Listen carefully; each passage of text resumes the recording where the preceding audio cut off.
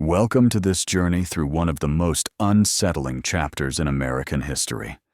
We are delving into a mystery that defied scientific understanding and whose echoes still linger in the mountains of North Carolina.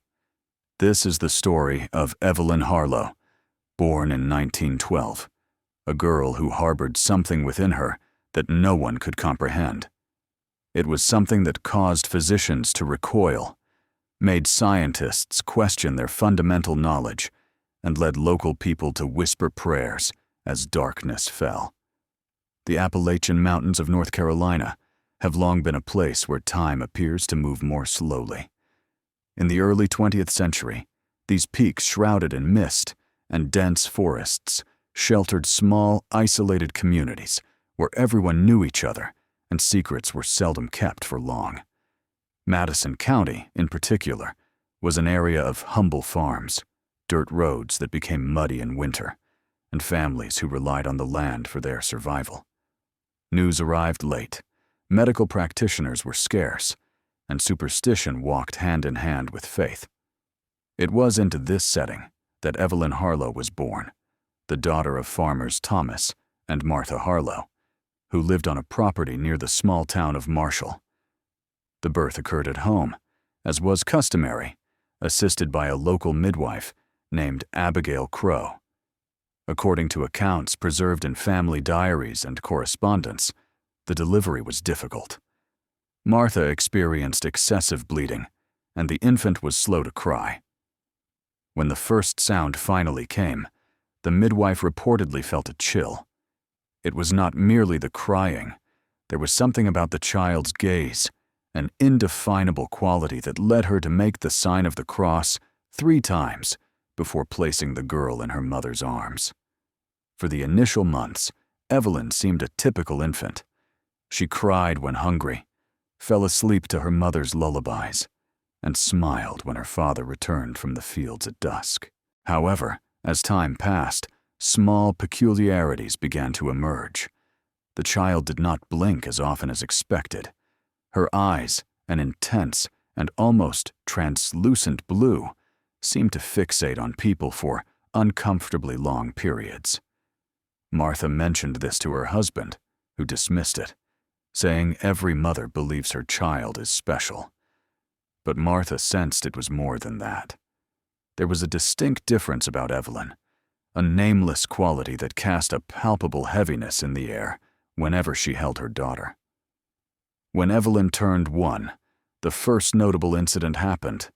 The family had neighbors, the Turners, who lived roughly 2 miles down the mountain. Mrs. Turner visited often, bringing preserves and assisting with chores. One autumn afternoon, while Mrs. Turner was holding Evelyn, the child began to laugh. It was not an ordinary childish laugh. It was loud, shrill, and seemed to reverberate strangely within the small wooden house. Mrs. Turner hastily returned the girl to Martha, claiming she had to leave. Her eyes were wide, and her hands trembled. She never visited again. When Thomas inquired with Mr. Turner, the man simply shook his head, stating his wife did not wish to discuss it. The subsequent months brought further oddities. Evelyn began walking early, at just 10 months old, but her movement was peculiar. She did not toddle unsteadily like other children. Her steps were precise and deliberate, as if she already knew exactly where to go. There were moments she would stop completely still in the middle of a room, staring at the ceiling or windows as if observing something invisible to others. Martha attempted to ignore it, but her private fear grew. She prayed nightly for her daughter's protection, though from what precisely she did not know. When Evelyn was 2, another event left its mark. Thomas brought home a stray dog he had found, thinking it would be a companion for the girl. The moment the dog saw Evelyn, it began to growl, its fur bristling, teeth bared in a low, continuous snarl. Evelyn merely stared at the animal, showing neither fear nor surprise. The dog retreated, whimpering, and fled beneath the porch, never entering the house again. Thomas was puzzled, but Martha understood.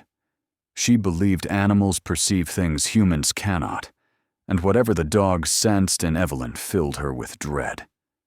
It was then that Martha resolved to seek help. There was a doctor in Marshall, Dr. Edwin Pritchard, a middle-aged man who had studied in Richmond, Virginia, and returned to tend to the mountain people. Martha carried Evelyn along the muddy paths to see him. The examination began oddly. Dr. Pritchard checked Evelyn's temperature, listened to her heart, and tested her reflexes. All seemed normal. Yet when he looked into the girl's eyes, he paused. He asked Martha to wait outside briefly. Alone with Evelyn, the doctor posed simple questions suitable for a 2-year-old. Evelyn did not answer. She only watched him without blinking, her gaze seeming to penetrate beyond the surface. Dr. Pritchard called Martha back in, stating the girl was physically healthy, but his hesitant tone betrayed him.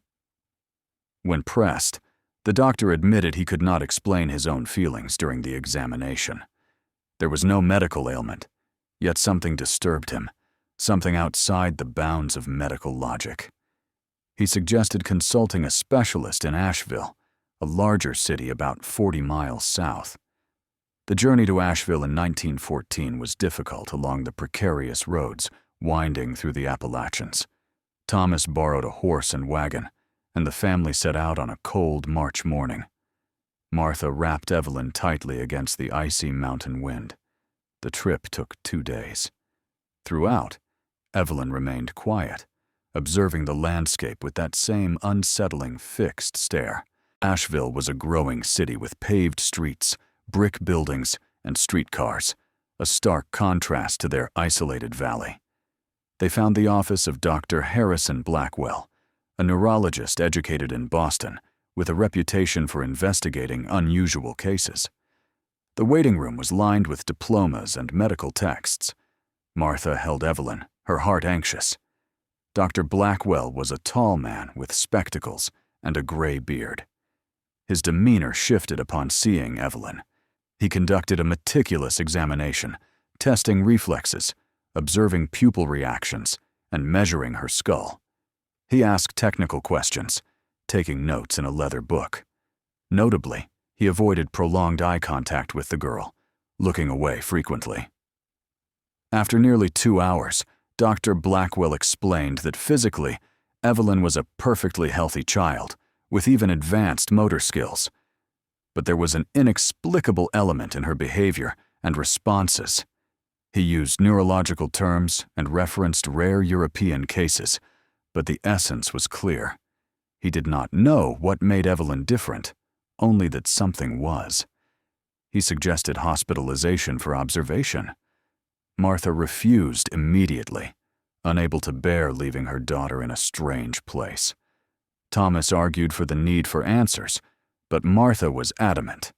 They would return home. Dr. Blackwell did not press, instead providing a referral letter to a colleague in Charlotte. Before they departed, he asked a question that chilled Martha. Had Evelyn ever harmed anyone? Martha said no, and the doctor seemed relieved, but the question haunted her. Back in Madison County, life attempted normality, but things had changed. Word that the Harlows had taken their daughter to a specialist spread swiftly through the close-knit community. People began to avoid the family. Martha felt silent stares in town. Conversations hushed as she approached. Older women made subtle signs of the cross. Evelyn, meanwhile, continued to develop. By 3, she spoke with perfect clarity, but her speech was unusual. She did not speak like a child, asking for toys or complaining. When she spoke, it was of things a girl her age should not know. Once at dinner, she named a woman who had died decades earlier, known to Martha only through her grandmother's stories. When asked how she knew, Evelyn simply smiled and said the woman had told her. Martha's hands shook. Thomas pretended not to hear. Further incidents followed. Evelyn began to draw. Martha provided paper and charcoal to occupy her, but the drawings were disturbing. Not childish scribbles, but precise, shadowy depictions of places Evelyn had never seen. Once, she drew a burning house with screaming figures inside. Martha tore it up and hid the pieces. That very night, news arrived that a cabin 6 miles away had caught fire, killing 2 sleeping children. The coincidence was impossible to ignore. Thomas began to drink, returning home late smelling of whiskey. He dismissed the talk as superstition, but Martha saw the fear in his eyes when he looked at Evelyn, and how he avoided being alone with her. In desperation, Martha wrote to Reverend Samuel Grayson, an itinerant preacher known for addressing complex spiritual matters across Appalachia. He arrived on a June afternoon in 1915, a plain man in his 50s, with white hair and a calm presence. Martha explained everything on the porch, while Evelyn played inside. The Reverend listened quietly. Upon meeting Evelyn, he knelt and spoke gently about simple things. Evelyn responded in short, measured sentences with an unchildlike tone. The Reverend read a psalm. Evelyn showed no reaction, continuing to arrange stones in geometric patterns. Afterwards, the Reverend spoke with Martha by the forest's edge. He said he had encountered many inexplicable things, but Evelyn was different. It was not traditional possession. There was no sign of spiritual anguish. It was as if the girl were a vessel for something else. He offered no easy solutions, warning that stories of such children often ended badly, with exile or violent rituals. He advised shielding Evelyn from the world until she was older and might learn control. When Martha asked if there was hope, he replied only that God works mysteriously, and some souls bear burdens others cannot understand. The Reverend's visit confirmed Martha's deepest fears. She decided to follow his advice, keeping Evelyn secluded at home. Thomas agreed, likely relieved by the excuse for further isolation. The following years settled into a somber, silent routine. Evelyn grew, and her strangeness grew with her. By 5, she had taught herself to read from the family's few books. By 6, she began writing in a diary Martha had given her, filling pages with narratives that read like another's memories. Martha tried to read it once, but the content descriptions of distant places, ancient wars, and devastating plagues so disturbed her she could not finish the first page. Martha could not fathom how a child so isolated in the mountains of North Carolina could possess such knowledge. In 1918, the Spanish influenza reached the United States. The pandemic swept across the nation, claiming millions of lives. Madison County was not spared. Entire families fell ill, and the small mountain cemeteries quickly filled. Both Martha and Thomas contracted the disease. For weeks they lay bedridden, feverish, and barely able to move. Evelyn, then only 6 years old, cared for them. She prepared simple broths, brought fresh water, and covered her parents with blankets when they shivered. Most strangely, she never became sick. While the flu ravaged the young and old alike, Evelyn remained perfectly healthy. When Martha finally recovered, weak and gaunt, she looked upon her daughter with a mixture of gratitude and deep unease. How had Evelyn survived? Why had the disease not touched her? Thomas, still too weak to work, wondered the same. Yet neither possessed the courage to seek an answer, simply accepting this as they had learned to accept so many other strange facets of Evelyn.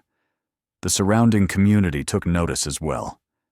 Stories began to circulate. People whispered that the Harlow girl was cursed, that she had made a pact with dark forces. Some claimed she was the cause of the flu, that her very presence had drawn the sickness to the mountains. Martha heard these rumors through a distant neighbor who still maintained some contact. She knew they needed to be cautious, for in the mountains, superstitions could swiftly turn to violence. By 1920, when Evelyn turned 8, the Harlow family's situation had become untenable. Thomas could barely sell his goods in town. Merchants accepted his wares, but paid unfairly, and some refused to trade altogether. The family was slowly suffocating under the weight of social isolation. Martha grew what she could in the garden, raised chickens, and preserved food for winter. Yet a profound loneliness settled over them all, like an unshifting fog. Evelyn, for her part, had developed new habits that intensified her parents' discomfort. She would spend hours standing at the window, gazing into the forest surrounding the property. When Martha asked what she saw, Evelyn would reply with vague phrases about shadows moving among the trees and whispers carried on the wind. Martha tried to convince herself it was merely a child's imagination, but the certainty in Evelyn's voice made that impossible to believe. It was around this time that the disappearances began. First, a 12-year-old boy named Henry Fletcher, who lived about 5 miles from the Harlow property, vanished after going to check his traps in the woods one October morning. A community search lasted for days, but found no trace of him. He had simply disappeared, as if the mountain had swallowed him whole. 3 weeks later, a 17-year-old girl named Alice Drummond disappeared while walking home along a familiar road. Her father found only her shawl discarded on the path, with no other clues. Sheriff Jacob Winters organized an investigation, but had little to work with. No evidence, no witnesses, only the eerie silence of the mountains. Rumors intensified, and people began to connect the disappearances to Evelyn's presence. They called her a witch, claiming she lured souls into the forest to be lost forever.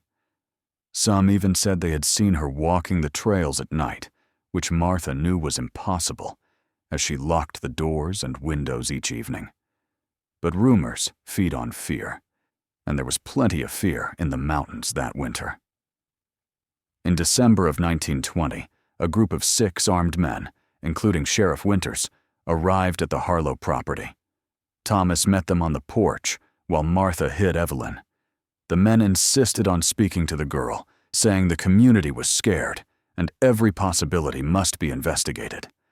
Thomas finally relented, allowing them inside only if Martha was present. The men entered, their heavy footsteps creaking on the wooden floor. Martha brought Evelyn out. The girl looked at the men without fear, as if she had been expecting them. Sheriff Winters asked if she knew the missing children or had seen anything strange. Evelyn said she saw strange things every day, but did not elaborate. Then a farmer named Robert Hayes stepped forward, accusing Evelyn of being an abomination and a curse. As Martha moved to intervene, Thomas held her back. It was then that Evelyn spoke in a calm, monotone voice. She said the people had not disappeared because of her, but because the mountain was hungry. She spoke of something ancient living deep within the forest, something that had been there long before houses or fields, something that would wake from time to time and need to feed. The words, coming from an 8-year-old, sounded as if spoken by someone vastly older. A stunned silence followed. Sheriff Winters, clearly disturbed, ended the questioning and led the men out, quietly advising Thomas that the family should consider moving, as things were becoming dangerous. That night, Thomas and Martha stayed awake until dawn, discussing their future by kerosene lamp. Thomas wanted to leave, to go west, where no one knew them. Martha's heart was torn. This land had been in her family for generations, but she knew Thomas was right. The armed visit was a warning. Through the door, they could hear Evelyn humming an old, dissonant melody that made Martha's hair stand on end. By dawn, they had decided to sell what they could and leave before winter's end, hoping to disappear in Virginia or Kentucky. But fate had other plans. 2 days after the sheriff's visit, on the freezing morning of December 17th, 1920, Martha awoke to an unsettling quiet. The back door was open, swinging in the wind. Evelyn's room was empty, her bed disturbed, the window ajar. Small footprints in the morning frost led toward the woods. Thomas grabbed his rifle and a flashlight. Martha pulled on her heaviest coat. They followed the footprints into the desolate winter forest, a place of bare, skeletal trees and oppressive silence. The footprints led without hesitation to an unfamiliar part of the woods, where the trees were older and gnarled, the air heavy with watchfulness. They found strange marks on the ground, deep scratches, as if something heavy had been dragged, and heard a low, moaning sound that seemed to come from the trees themselves. The trail ended at a clearing. In its center stood an ancient, imperfect circle of stones, covered in lichen and roots. Evelyn sat motionless within the circle. Martha approached and touched her daughter's shoulder. Evelyn turned. Her eyes were different, her pupils vastly dilated, tears streaming silently down her face. When she spoke, the voice was not her own. It was deeper, accented, ancient. She spoke of something buried beneath the stones, sealed long ago by people who wished to be forgotten. It called to her every night, she said, whispering through the walls, promising to explain why she was different, why she never belonged to the world of the living as others did. Martha pulled her icy, trembling daughter into her arms. Thomas stood guard, rifle ready, his eyes scanning the shadows. He wanted to leave immediately, but Martha was paralyzed by the words that had come from Evelyn's mouth. After minutes that felt like hours, Evelyn blinked, and her eyes returned to their usual state, though the strangeness remained. In a small, childish voice she rarely used, she said she wanted to go home. Thomas carried her back through the woods. Upon reaching the house, they locked every door and window, barricading the back door with a heavy dresser. They wrapped Evelyn in blankets and gave her hot tea. That afternoon, Thomas rode into town seeking answers. He went to Herbert Coleman, the elderly librarian known for collecting local histories and legends. Thomas described the clearing and the stone circle, omitting certain details about Evelyn. Herbert's face paled. He retrieved a cracked leather book containing the records of an 18th century missionary. The writings described a place the natives called the Mourning Place, a clearing where the veil between the living and spirit worlds was believed to be thinnest. They avoided it except for specific rituals. More disturbingly, the missionary noted that the natives had performed a ceremony there to imprison a force they called the Soul Eater. Though the missionary dismissed this as primitive superstition, he admitted to feeling an inexplicable dread whenever the subject arose. Thomas listened in silence. When Herbert finished reading, he closed the book slowly, his expression grave. He asked Thomas if they had disturbed the stones in any way. Thomas denied disturbing them, but admitted Evelyn had been there. Herbert sighed deeply, saying some things were best left alone, that there were forces in the world modern science and religion could neither explain nor control. He advised Thomas to keep Evelyn away from those woods, to never let her return. Thomas thanked him and left, but his heart was heavy. He knew it was not that simple. Evelyn had not gone to that clearing by accident. Something had called her, and whatever it was not over. When he returned home, Martha was in the kitchen preparing dinner mechanically. She did not ask where he had been. She understood that certain truths were too heavy to share immediately. For the next few days, Evelyn remained silent. She ate little, slept a great deal, and when awake, spent hours staring from the window toward the forest. Martha tried to distract her with chores and stories, but nothing worked. It was as if part of Evelyn had stayed in that clearing, and only an empty shell had returned home. Christmas came and went without celebration. There was no joy in the house, only a constant, exhausting tension. Thomas began serious preparations for the move. He sold some tools, discreetly negotiated with a potential buyer for the property, and gathered what little money they had. They planned to leave in February, once the worst of winter had passed and the roads were passable. But in January of 1921, on the darkest new moon night of winter, everything changed. Martha awoke to a sound not loud, but persistent, like something heavy being dragged across the wooden floor. She nudged Thomas, who woke instantly, still on constant alert since the incident in the woods. They rose silently. The sound came from Evelyn's room. The door was ajar, a faint light leaking through the crack. Martha pushed the door open slowly and froze at the sight. Evelyn stood in the center of the room, but she was not alone.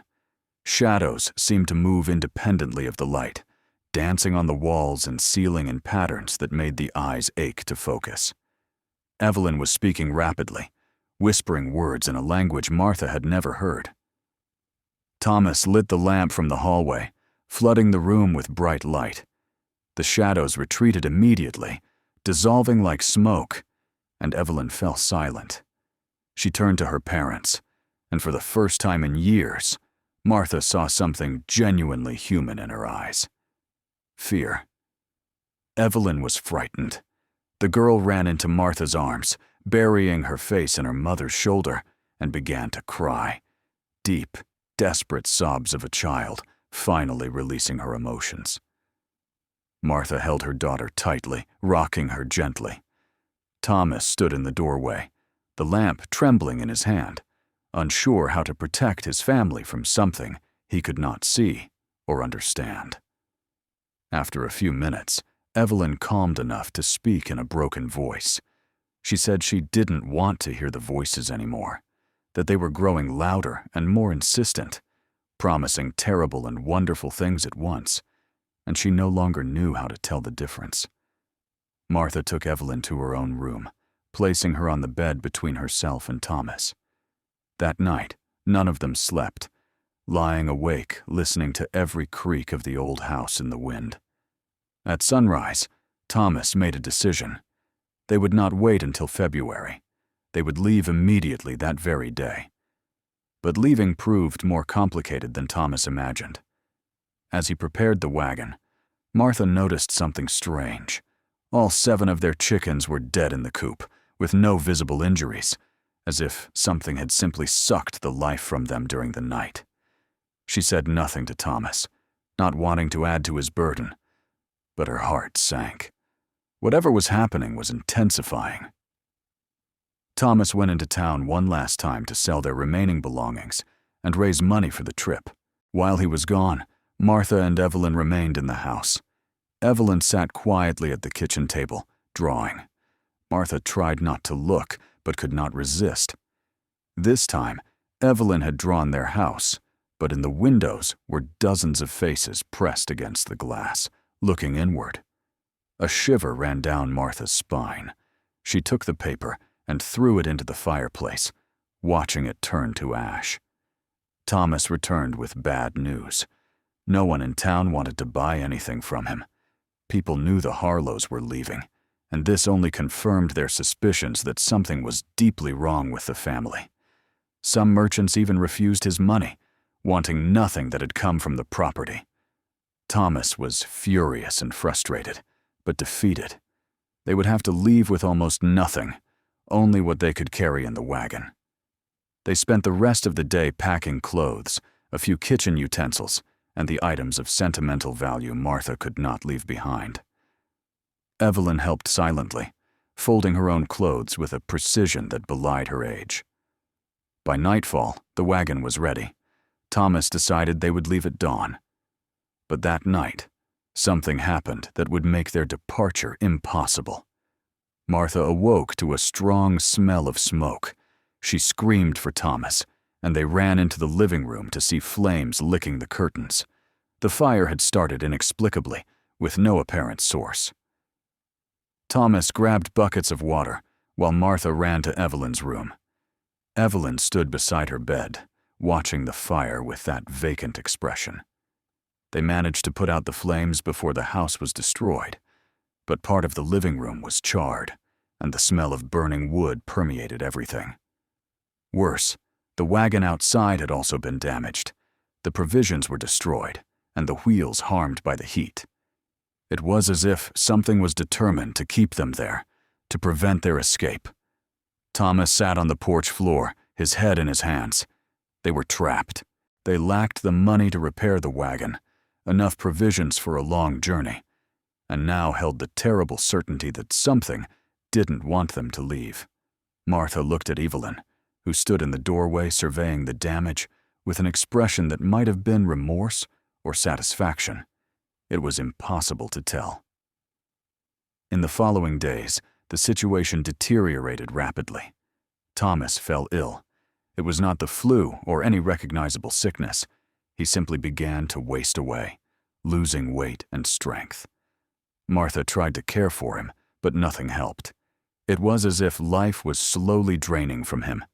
And all the while, Evelyn remained healthy, observing everything with those eyes that saw far beyond what a child should. Martha knew, deep inside, that she was losing the battle, that forces beyond her comprehension had taken control of their lives. But she was a mother, and mothers do not give up. She kept fighting, trying to find a way to save her family, to save her daughter from the darkness consuming her from within. Even when all hope seemed lost, Martha refused to surrender. By February of 1921, Thomas could no longer leave his bed. His body was a shadow of its former self, bones visible beneath pale skin, his eyes sunken and glassy. Martha called for Dr. Pritchard from Marshall, but he could do little more than shake his head and offer morphine for the pain. He did not understand what was happening to Thomas, and Martha saw in his eyes that he suspected causes beyond conventional medicine.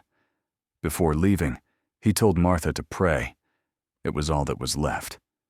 Evelyn spent hours sitting beside her father's bed. Martha initially tried to keep her away, fearing her presence would worsen Thomas's condition, but he pleaded for her. In his rare moments of lucidity, Thomas would call his daughter's name in a weak, trembling voice. When Evelyn sat beside him, holding his bony hand, something strange would happen. Thomas seemed to improve briefly, color returning to his face, able to speak a few words and even smile. But as soon as Evelyn left, he would sink back into that near-death state. Martha watched with a heavy heart, unsure if Evelyn was helping her father or prolonging his suffering in some cruel way. There were times when Martha looked at her daughter and saw a complete stranger. No longer the baby she had cradled, no longer the child she had protected with all her strength, but something different, something wearing her daughter's face like a mask. One night, as Martha dozed in a chair beside Thomas's bed, she had a dream. Or perhaps it was not a dream, for it felt too real, too tangible. She was back in that clearing in the forest, but alone.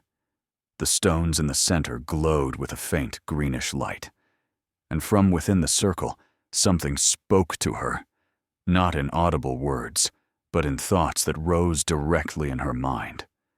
The voice told her that Evelyn had never been entirely hers, that from the moment she was born, she had been marked and chosen, that there was a purpose for girls like her, girls who did not fully belong to the physical world.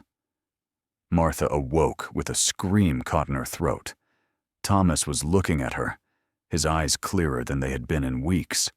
He whispered something, and Martha had to lean in to hear. He said he did not blame Evelyn, that she had not chosen to be who she was, that Martha needed to remind her of that, to make her know she was loved no matter what. Then Thomas closed his eyes and let out a long sigh. Martha felt his hand grow cold in hers. Thomas Harlow died that February morning at the age of 38, leaving behind a broken wife and a daughter who might never fully understand what she had lost. The funeral was small and somber, attended only by Martha, Evelyn, and the local church reverend, a young man who had arrived in the area only a few months earlier and was unfamiliar with the Harlow family's stories. They buried Thomas in Marshall Cemetery beneath a lone, leafless tree. Evelyn did not cry, She simply stood beside the grave, staring at the simple wooden coffin as it was covered with earth. Martha wept for them both, her tears falling onto the cold ground. After Thomas's death, Martha knew she could not maintain the property alone. She sold the land for a fraction of its value to a speculator who planned to divide and resell it. With the money, Martha bought 2 train tickets to Richmond, Virginia, where she had a distant cousin who might help them start over. It was a fragile plan, but it was all she had. On their last night in the house, Martha and Evelyn slept surrounded by empty boxes and sheet-covered furniture. The house felt like a ghostly version of itself, devoid of life and warmth. Martha lay beside Evelyn on the narrow bed in the girls' room, holding her as she had not done in years. She whispered words she had kept bottled up for so long, telling her that she loved Evelyn more than anything in the world, that no matter what happened, they would face it together. Evelyn did not respond, but Martha felt her daughter's body relax, as if those words were a kind of relief. They left Madison County on a gray March morning in 1921. A kind neighbor drove them to the train station in Marshall. Throughout the wagon ride, Evelyn stared out the window at the mountains that had been her home for all 9 years of her life. When they finally boarded the train, sitting on hard wooden benches in a crowded car, Martha allowed herself a small glimmer of hope, perhaps away from those mountains, away from that clearing and everything it represented. Evelyn could find some normality. Perhaps she could learn to live as other children did. But as the train picked up speed, passing through valleys and tunnels, Martha noticed something that made her heart sink. Evelyn had opened the small bag she was carrying and removed something, a stone, one of the stones from that circle in the forest. Martha recognized the moss covering it, the irregular shape. She asked where Evelyn had gotten it, but the girl only smiled, a small, secret smile that revealed nothing. Martha took the stone from Evelyn's hand, ignoring the girl's soft protests. She walked to the carriage door, opened it slightly, and tossed the stone out, watching it disappear into the rapidly passing landscape. When she returned to her seat, Evelyn was looking out the window, but Martha could have sworn she saw tears in her daughter's eyes. Silent tears that fell without a sound, as if a part of her were being left behind in those mountains, in that dark place where something ancient still waited, patient and eternal. Richmond was a very different city from the mountains of North Carolina. There was constant movement on the streets, electric trolleys rumbling along tracks, and tall buildings that blocked the sun at certain times of the day. The air smelled of factory smoke and the river. Martha and Evelyn arrived on a hot April afternoon in 1921, carrying only 2 suitcases containing everything they owned. Martha's cousin, a woman named Florence Whitmore, welcomed them into her modest home in the Oregon Hill neighborhood. Florence had been a widow for 5 years and lived alone in a 2-story house that had belonged to her late husband. She was a practical woman of few words, but with a kind heart. She offered Martha and Evelyn the back bedroom on the 2nd floor and said they could stay as long as needed, as long as Martha helped with household expenses. Martha agreed immediately, grateful for a roof over their heads and a safe place where Evelyn could try to start over. In the early days, everything seemed promising. Martha found work at a laundromat, a grueling job that left her coming home with red and sore hands, but it paid enough for her share of the rent and food. Evelyn was enrolled in a local school, something she had never experienced before. Martha hoped that contact with other children, the structured routine, and daily lessons would normalize her daughter's life. But those hopes were quickly dashed. On the 3rd day of school, Evelyn's teacher, Mrs. Margaret Ashford, asked to speak with Martha. The woman was young, about 25, and had a worried expression when Martha arrived. She explained that Evelyn was extremely intelligent, able to read and write better than students years older, but there was something disturbing about her behavior. She did not interact with the other children, When they tried to play with her, Evelyn just watched them with that unsettling fixed gaze. During class, she asked strange questions about death, about what happened to people after they died, about places hidden beneath the earth. The teacher further described a specific incident. During a Virginia history lesson, Evelyn had corrected her on details of a Civil War battle, details not found in any textbook, yet verified by the teacher's later check of older historical records. How could a 9-year-old girl, with no access to specialized libraries, possess such knowledge? The teacher wasn't making an accusation, but she felt compelled to inform Martha of these peculiarities. Martha thanked her and brought Evelyn home in silence. She knew asking her daughter for explanations was pointless. Evelyn never had satisfactory answers.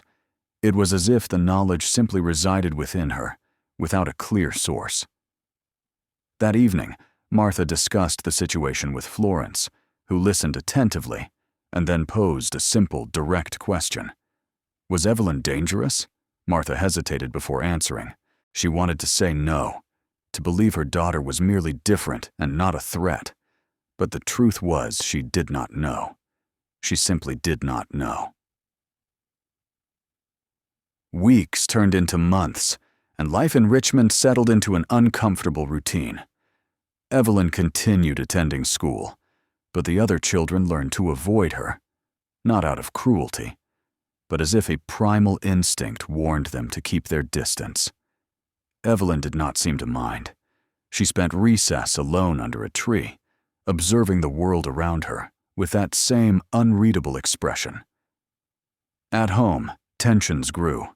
Florence began noticing odd occurrences, objects moving during the night, doors found open despite being locked. Then came the nightmares. Florence started having terrifying dreams, always set in a dark forest with voices calling her name. She never mentioned it directly to Martha, but her behavior changed. She began avoiding Evelyn, spending more time outside the house, visiting friends, or attending church more frequently. Martha noticed all this but pretended not to see. She was exhausted both physically and emotionally, working long hours, returning home to care for Evelyn and maintain a semblance of normalcy, all while feeling herself falling apart inside. There were nights she cried silently into her pillow, remembering Thomas, the life they had tried to build in the mountains, and how it had all collapsed so terribly. In August of 1921, the next incident occurred. A girl from Evelyn's school, Dorothy Hayes, disappeared after leaving home one Saturday morning to buy bread. She never returned. Richmond police organized a search and posted notices throughout the city, but there was no sign of her, as if she had simply vanished. When Martha heard the news, her blood ran cold, for she recognized this pattern from the mountains of North Carolina. That same night, after Florence had gone to sleep, Martha confronted Evelyn directly, asking if she knew anything about Dorothy. Evelyn denied it, but Martha saw a shadow of knowledge in her eyes, an expression she recognized. She begged her daughter to tell the truth, but Evelyn simply repeated that she knew nothing. Martha wanted desperately to believe her daughter was not involved, but doubt had taken root in her heart, growing like a weed. 2 days later, Dorothy Hayes was found in an abandoned basement 3 miles from her home, disoriented and unable to explain how she had gotten there. She had no physical injuries, but was in a state of profound shock. When she finally spoke days later, her words were nonsensical. She spoke of shadows taking her, of voices whispering promises, of a cold, dark place where time no longer existed. Doctors attributed it to trauma, suggesting her mind had created fantasies to cope. But Martha knew better. She recognized a terrible truth in those impossible words. After the incident with Dorothy Hayes, Martha made the most difficult decision of her life. She could no longer pretend everything was fine or continue exposing others to whatever Evelyn carried within. Florence had begun asking more direct questions, her tone shifting from sympathy to concern, subtly indicating it might be best for Martha to find another place to live. Martha could not blame her. No one deserved to live under the constant shadow of something they could neither understand nor control. In September of 1921, Martha and Evelyn left Richmond. This time, there was no planned destination, no waiting relative. Martha simply bought train tickets west, deciding to travel as far as their money would allow. They crossed Virginia, passed through West Virginia and Ohio, stopping in various towns. In each place, Martha sought temporary work, saved a little money, and then moved on. It felt as if they were running from something invisible. But Martha knew you cannot run from what is inside you. Evelyn was 10 years old when they arrived in a small southern Indiana town called Corydon, a quiet place with tree-lined streets and a central square where people gathered after church on Sundays. Martha found work as a seamstress in a clothing store, and they rented a small apartment above a bakery. The smell of fresh bread each morning should have been comforting, but Martha had lost the ability to find solace in simple things. This time, Evelyn was not enrolled in school. Martha decided to homeschool her, keeping her away from other children and from situations where strange events might unfold. For a few months, this strategy seemed to work. They lived a quiet, isolated existence, interacting with the world only when necessary. Evelyn spent her days reading books Martha brought from the town library, drawing in her notebooks, and observing the world through the apartment window. Yet Martha could see a change occurring in her daughter. Evelyn was growing older, and with age came a deeper awareness of who she was. There were moments when the girl would look at Martha with a sadness so profound it broke her heart, as if Evelyn understood the burden she represented and carried guilt for something she had never chosen. In those moments, Martha would hold her, whispering that everything would be all right, even though she knew it was a lie. In December of that year, just before Christmas, Evelyn did something that completely surprised Martha. She asked to talk, truly talk, in a way they never had before. They sat at the small kitchen table with a cup of hot tea between them, and Evelyn began to speak. She said she knew she was different, that she had always known.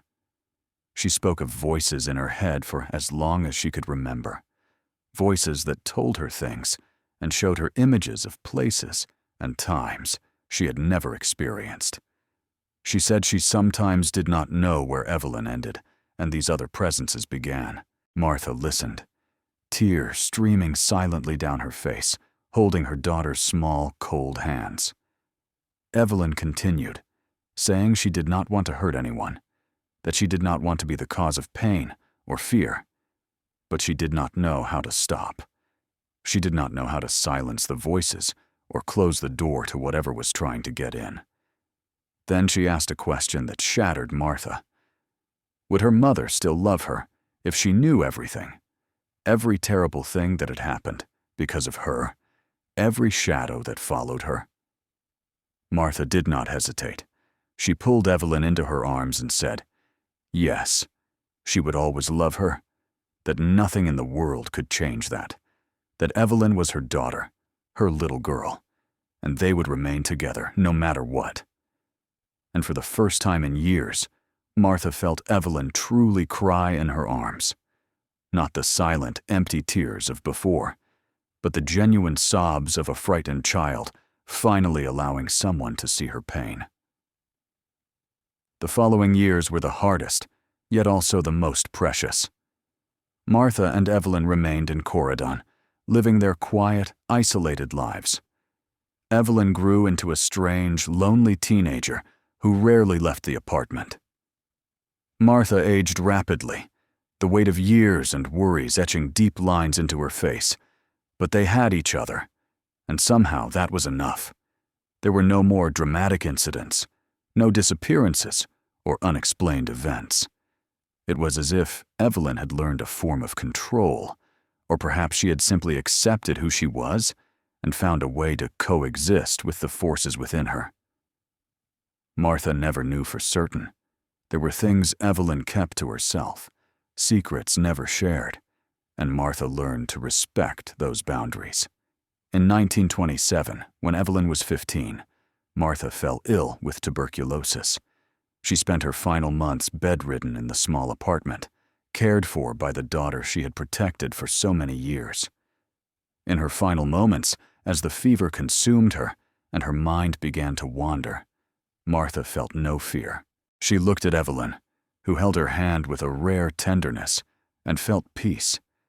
Because no matter what, despite all the strange and terrifying things that had happened, she had loved her daughter, and that, in the end, was all that mattered. Martha died on a cold March morning with Evelyn by her side. What happened to Evelyn Harlow after that remains a mystery. There are no records of where she went, how she lived her following years, or when she finally left this world. Some say she disappeared that same week, vanishing without a trace.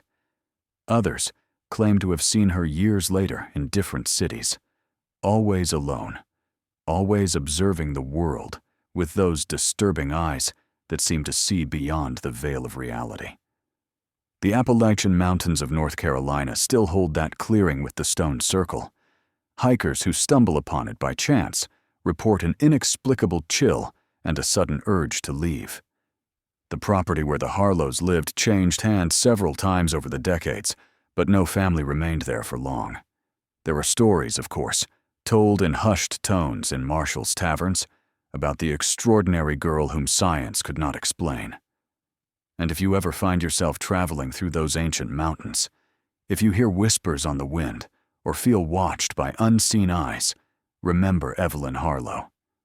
Remember that there are things in this world that defy explanation, children born with gifts or curses no one can fathom.